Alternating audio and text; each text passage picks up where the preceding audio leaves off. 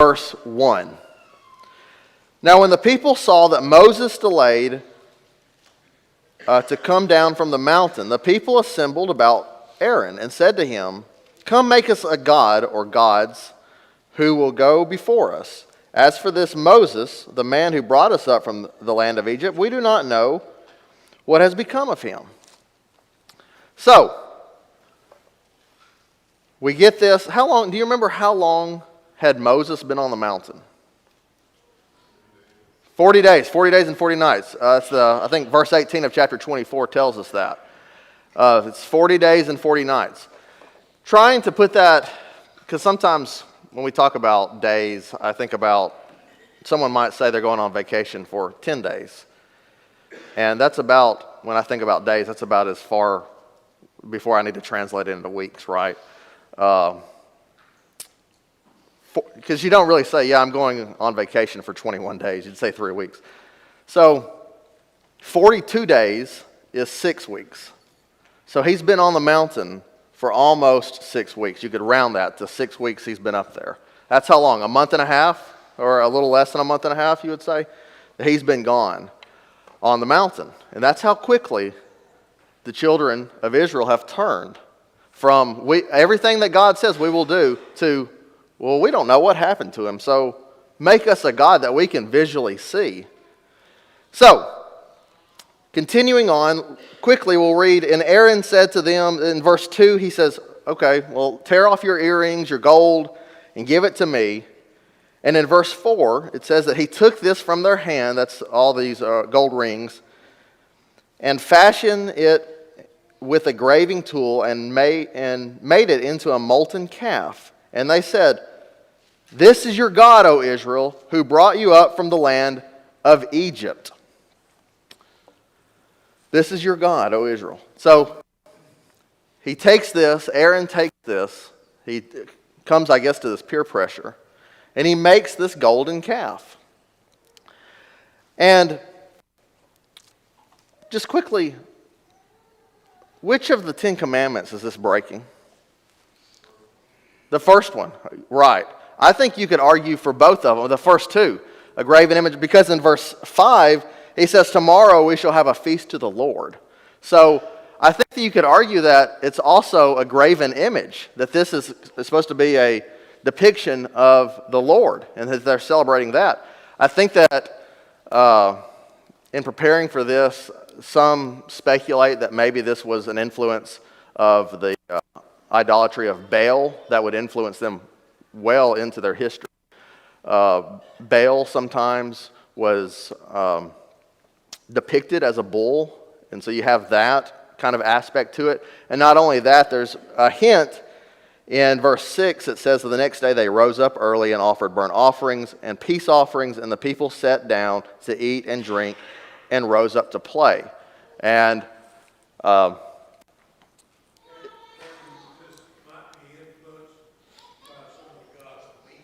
it very well could be.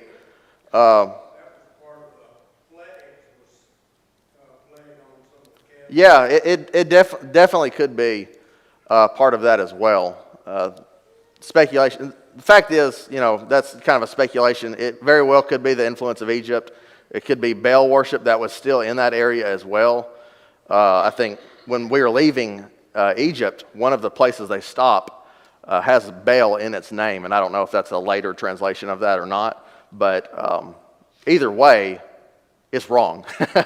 Either way, it's wrong, right? And one of the things they do is it engages in carnal behavior. My version says they rose up to play.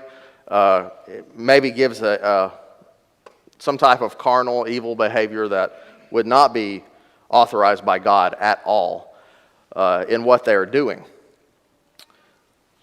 Just quickly here, do you remember, go over with me just real quickly over to 1 Kings 12.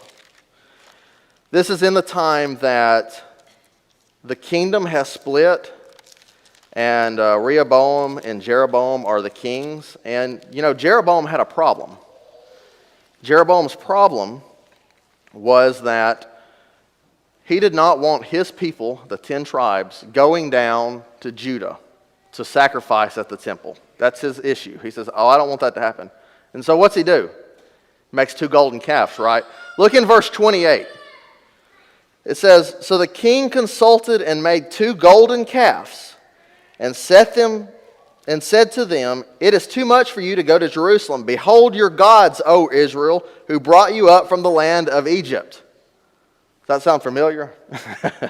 It's the same exact wording that Aaron uses here in Exodus. "Here is your gods, O Israel, I brought you out of the land of Egypt." Those people then, that should have been a red flag to those people of Israel, saying, well, first of all, the golden calf, well, we've heard this story before, right? And I know that they didn't have Bibles there, but it should have been read, these stories should have been told, and they should have known. And I don't know if Jeroboam is doing this on purpose of saying these exact words that Aaron is, or if there's a divine influence on that, making him say those words with the hint of maybe someone would hear those words and say, oh, I've heard that before. Well, where did I hear that? Well, Aaron did it in this great sin here at Mount Sinai, right? And it should be a red flag to those people in Israel hundreds of years later saying, oh, we probably shouldn't do this. But they didn't know, did they? They went along with it. And it'll end up being their great destruction is the 2 golden calves and the sin of Jeroboam. So let's continue back in chapter 32 of Exodus. So what has happened so far is they're worshiping this golden calf. They're having peace offerings and burnt offerings to it. And so the Lord tells Moses is still on the mountain, and he says, they have turned away from me, go down to the camp, because they are, and he explains to it that they're worshiping this calf. And he tells Moses in verse 10 that he says that they're an obstinate, a stiff-necked people. Let me alone that my anger will burn against them, that they may be destroyed, and I will make for you a great nation. So he's given Moses this opportunity. He says, get away from here. I'm going to destroy them, and I'm going to continue the promises through you, and I will make you a great nation, is what is told here. But Moses is going to intercede for the people. He's going to go with them. He's going to plead with God based off of 3 things. And I ought to mention in verse 9, the Lord says he's turning away from the people, right? He's mad at the people. He's ready to destroy them. He says, or I guess I should back up and say in verse 7, he says, go down at once, for your people, he's talking to Moses, your people whom you brought up from the land of Egypt have corrupted themselves. Your people, he's talking to Moses here. It's not God's people, it's yours. He's angry at them. And so in verses 11 through 14, we get this intercession, this pleading by Moses. And he bases it off 3 arguments. And the 3 arguments, the first one is that they're your people. And he will say the same phrasing that God had said to him, that, these are your people that you brought out of the land of Egypt. And he mentions the fact that he's worried basically about his reputation. And if you do this, what will the Egyptians think? That you've just brought them out of here to destroy them? And then thirdly, he bases it off the fact of God's promises to Abraham, to Isaac, and to Jacob. And so it says in verse 14, so the Lord changed his mind about the harm which he said that he would do to his people. I don't know, looking at that verse, I don't know if that is God's way of trying to explain to us in ways that we would understand that God changed his mind, because we know that God is constant, that he does not go back and forth as man does on these things. I don't know if it's that. I have a question here. Is this a test of God's faithfulness or Moses' faith? Looking through that, there's other times in Scripture that is mentioned that God changes his mind on something. I think about Hezekiah when Isaiah goes in, tells Hezekiah, get ready, you're going to die. And Hezekiah prays to God. And he tells Isaiah to go back in there. He says, I have changed my mind on this, and I'm going to give you 15 more years. Now, God is constant in his promises. He's constant in all that he does. And I don't know, obviously God has the ability to know exactly what we would do in that prayer that Hezekiah prays. He knew that he would do that. He knew that Moses would make these arguments. And I think the thought here isn't that when it says that God changed his mind on an issue is not the fact that, oh yeah, well, I haven't thought about that before. God's saying, well, yeah, that's a great point. I never thought that before. No, he has thought that. He knows all things. But there seems to be the ability sometimes in certain aspects that he himself is ever changing, but perhaps in certain aspects of smaller things, he allows things to be changed. For instance, in our prayers and stuff. He may have not made it change, except Moses really brought it to his attention that you made a promise. Yeah. And so I think after this, he realized, yes, I did. Yes. Good point. Any other comments? Brent? Well, I just would say it's a turn for mercy. It's a change of mercy. He relaxed Yeah. the punishment. Right. Yeah, he relaxes from his punishment and offers them mercy. Lorenzo? Say the same thing. It's a sign of his mercy. Because in verse 7, it's not like you get home from work and your wife is telling you, look at what your daughter's done. Yeah. Because I cannot have a relationship with them right now because they turned away from me. And now he's showing mercy and he's willing to open up again to have that relationship reestablished. Yeah, good point. Good point. Yeah, when I was doing this, I was thinking about that. There's probably times in your life that maybe with children, we aren't quite at that age where, there have been battle day or something like that. And you say, here's your child. But, I've heard that phrasing before. Maybe not from my parents, but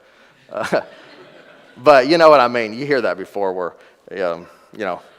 go get your child or something after they've been horrible. But yeah, that's a good point. Let's continue on.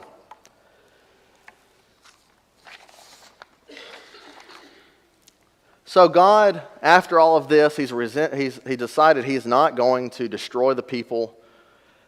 But Moses heads down from the mountain. And Moses heads down, and in verse 17, Joshua is with him. And Joshua says, I hear a sound. I hear something. Is it the sound of war? And Moses says, it is not the sound of a cry of triumph or the cry of defeat, but this is the sound of singing that I hear.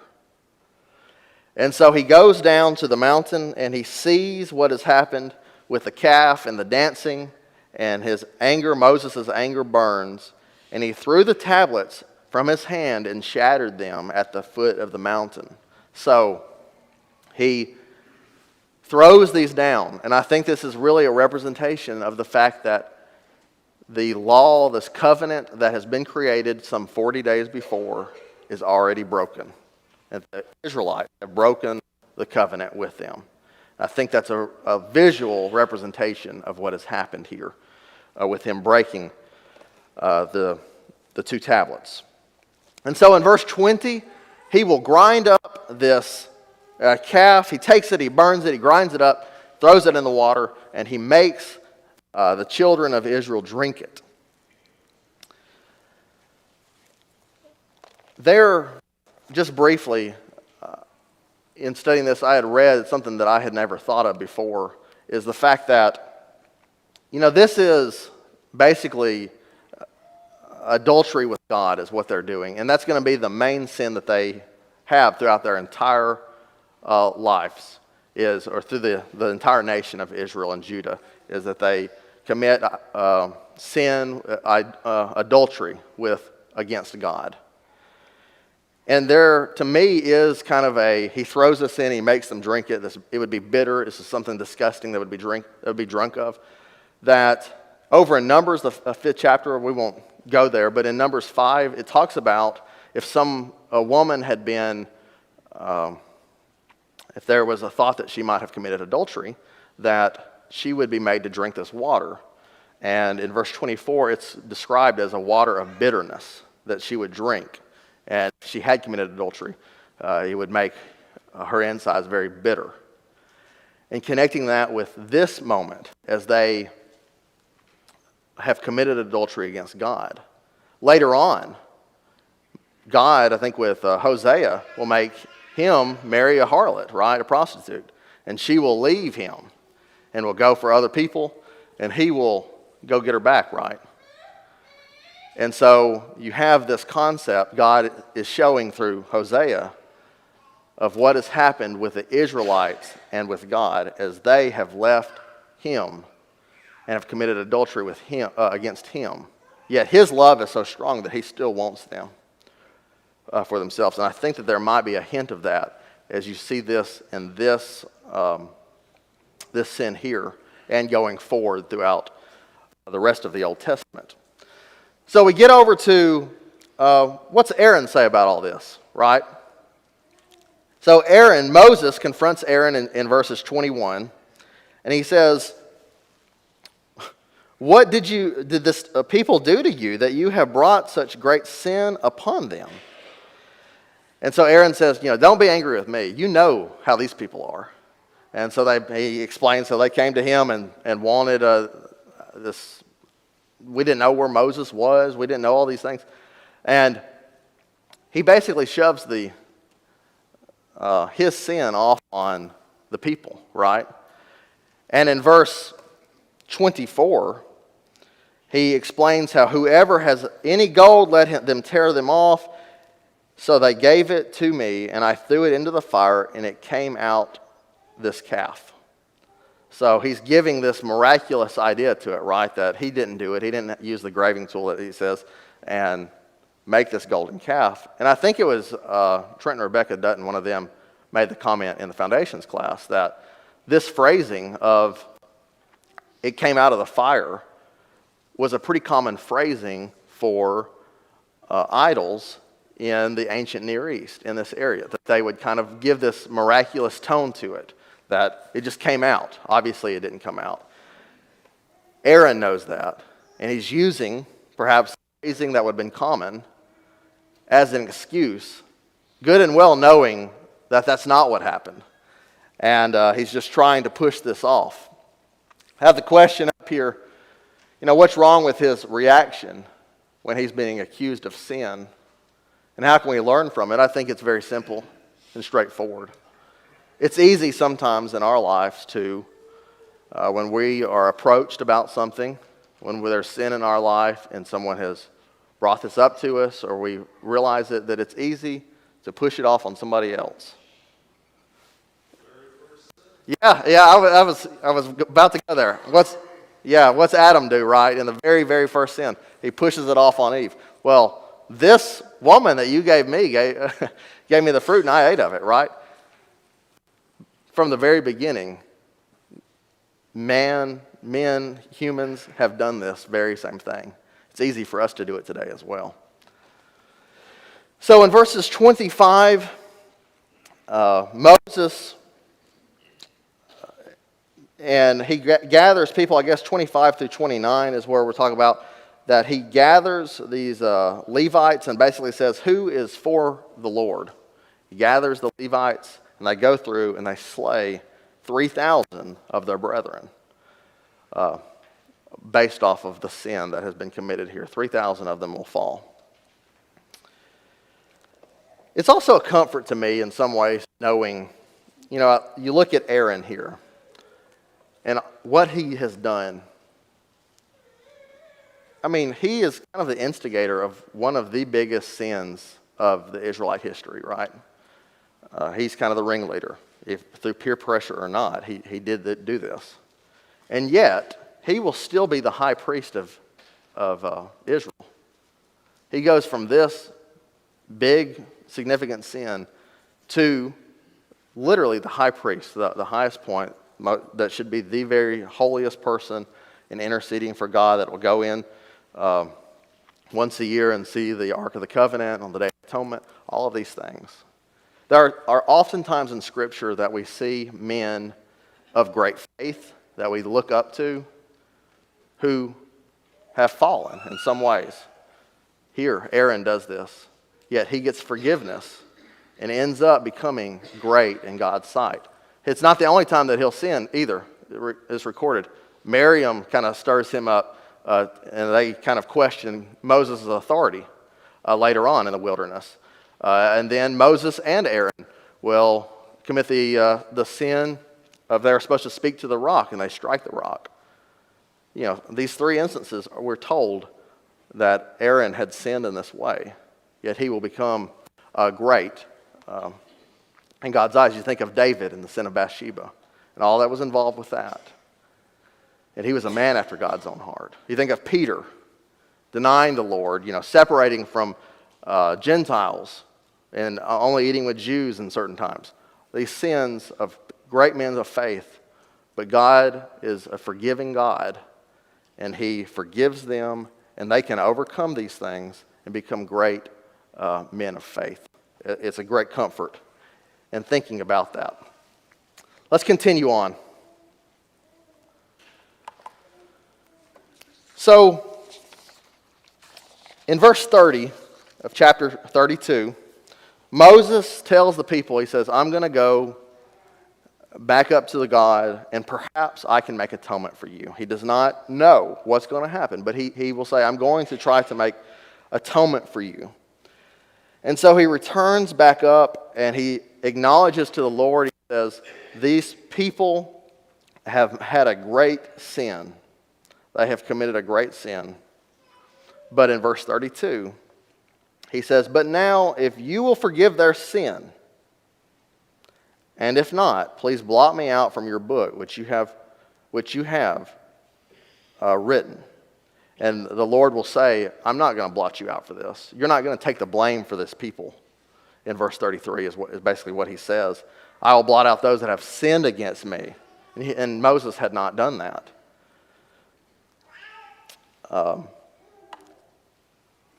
I think about, there's a big kind of pause there in verse 32 when he says, if you will forgive these people. Kind of, I think the idea here is he's saying, he's trying to offer something. If you'll forgive them, then, well, what's in return? Well, he doesn't say what's in return. There's nothing he can say to return that thought of, well, if you'll forgive them, I'll give you gold, or all the whatever. There's nothing that can be done that Moses can do. There will come a time that there is one that will be able to finish that sentence for us through Jesus, but Moses is not able to. So Moses says, well, blot me out. I don't want to go if, that's the concept that he's saying. God says, I'm going to blot out those that have sinned against me. You are not taking this blame. And so he tells them in verse 34 and 35 that, now go on, I'm going to send an angel to go before you. And starting in chapter 33, he says, you'll go up because of the promises I've made. You're going to go up to the land that I promised to Abraham, Isaac, and Jacob with this angel. And the angel will drive out the Canaanite, the Hivite, the Perizzite, all these ites that are mentioned here. He's going to drive out. And you'll be able to go. But the one issue here is the fact that God is not going with them. Why won't he go? The end of verse 3 of chapter 33 says, because you are an obstinate people, I might destroy you on the way. You are a stiff-necked people. You know where that concept comes from, stiff-necked, in the Old Testament? So I didn't really know either. It just kind of, obviously it means stubborn, right, or obstinate. But it comes from the fact that when they were plowing in the field and they would have ropes trying to pull oxen and things like that, you'd pull that oxen and it wouldn't go the way you're wanting it to go. It would be a stiff-necked. And that's where this comes from, is this that they are a stiff-necked people. That's the idea that God is saying here. And so backing up at the end of chapter 32, he says very quickly that he sends a plague against the people. We're not told anymore then that he has sent a plague against the people. And so in verses 4 through 6 of chapter 33, children of Israel take off these ornaments and they mourn the fact of what is going on here. They mourn the fact that God is not going to go up with them anymore. And God even tells them and commands them to remove these ornaments as well. This is a time of mourning. It should not be a time to have all your nice jewelry on and things like that. And so it says that the children of Israel stripped themselves of their ornaments from Mount Horeb onwards. In verse 7 of chapter 33, we see that Moses starts interacting with God not just on the mountain, but he has a tent that he brings out and he puts it away from the camp. And so we know that this is not the tabernacle that is mentioned. It's actually mentioned, I think, the instructions for it we'll go over later, but we've kind of skipped over that in chapters 25 through 31, mentions a lot of the instructions of the tabernacle. And we know it's not that because the tabernacle was put in the middle of the camp. This is a different tent that is brought outside, and we don't have time to read, but I would encourage you to go, and in reading this passage, you can see that there is perhaps a link, a comparison that can be made between what happens with here and what happens with the Transfiguration as well in Matthew the 17th chapter. So Moses will go up to the mountain. In verse 11, he goes into the tent. He says in verse 11, "Thus says the Lord, used to speak to Moses face to face, just as a man speaks to his friend. When Moses returned to the camp, his servant Joshua, the son of Nun, a young man, would not depart from it." So here in the tent of meeting, God speaks to him as he's speaking to a friend. He would speak to him face to face in some way that we don't, however that form was. He would speak to him as he's speaking to a friend. That's how close the relationship with Moses and God was. How far removed is Moses from the one that has given excuses of not wanting to go and follow and do what God has said back at the burning bush? I mean, I would imagine months and months ago that happened. But his faith has grown so much that's the relationship that they have, is that they are speaking in that way. And so Moses continues to intercede and is asking God to come with them. Don't send the angel, but come with him is the idea.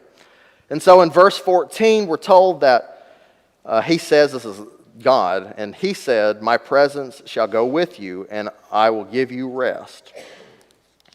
And so he decides he will go with him this point forward. He's not going to just send an angel, but he's forgiving the people, and that they are going to be, and he will go with them as was originally planned. And so in verse 18, Moses says, "I pray you, show me your glory." And so God is going to give him a glimpse of his glory. As we read, he says in verse 19, "I myself will make all my goodness pass before you, and will proclaim the name of the Lord before you, and I will be gracious to whom I will be gracious, and will show compassion on whom I will show compassion. But you cannot see my face, for no man can see my face and live." Skipping down to verse 22, it says, he's going to allow this to happen. And verse 22 says, "And I will come about while my glory is passing by, that I will put you in the cleft of the rock and cover you there with my hand until I have passed by." Boy, that'd make a great song. Y'all awake? So what he does in verse 23 as well is he says that you're going to be able to see my back. I'm going to put my hand over this cleft in the rock, and I'm going to allow you to see my back. But you're not going to be able to see my face, because no mortal man is able to see my face and live. I think there's a time that we will be able to see God's face in his glory. And we look forward to that day, that when our lives here are over, hopefully we'll be able to see God in his glory and worship him in that great way. But this is an amazing moment to Moses, to be able to see this goodness of the Lord, to see his majesty, all of these great things that would have been displayed to Moses. We're not told exactly how it happened, but we do know that he was allowed to see parts of God. Yes? Just thinking back on the other sections, God's willingness to relax his condemnation or his judgment against people at the intercession of man, like here with Moses, or say with Abraham against Sodom. God's willingness to relax his condemnation doesn't show that God is flip-flopping and changing all over. It actually shows the consistency of his character. Like in Psalm 136, about 26 verses, it repeats, his mercy endures forever. So God has a constant nature. He's merciful. And man, he's willing to, at man's intercession, relax his judgment. Yeah, great, absolutely great point there. And you see that throughout the Old Testament in the fact that they keep leaving God, and yet he's willing to forgive them and be merciful to them, not wanting them to perish. So continuing on here in chapter 34, he is told to go cut out 2 tablets, and on these tablets he's going to bring them back up to the mountain. In verse 6, the Lord proclaims himself as he's compassionate and gracious, slow to anger, abounding in loving kindness and truth.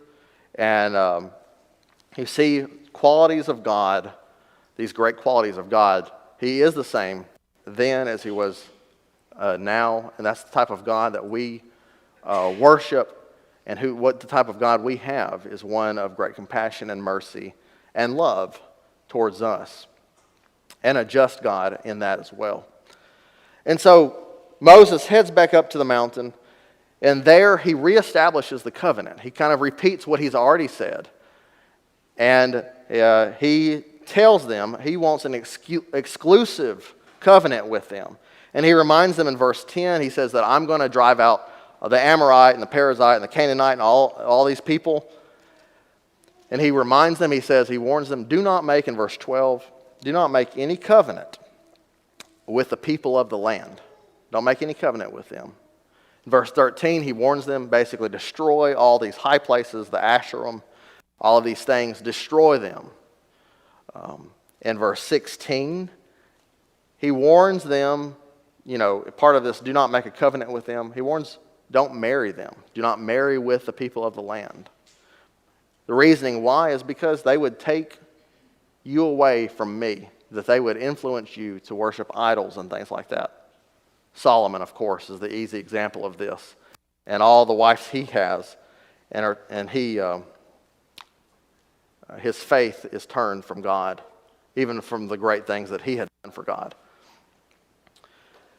Quickly moving on, as we're got to wrap up pretty quickly here. At the very end, verses 18 through 27, we're not going to have time to really look at that, but we are told that he reiterates the important parts of the law that he's already done before, and most of these surround putting God first in their lives.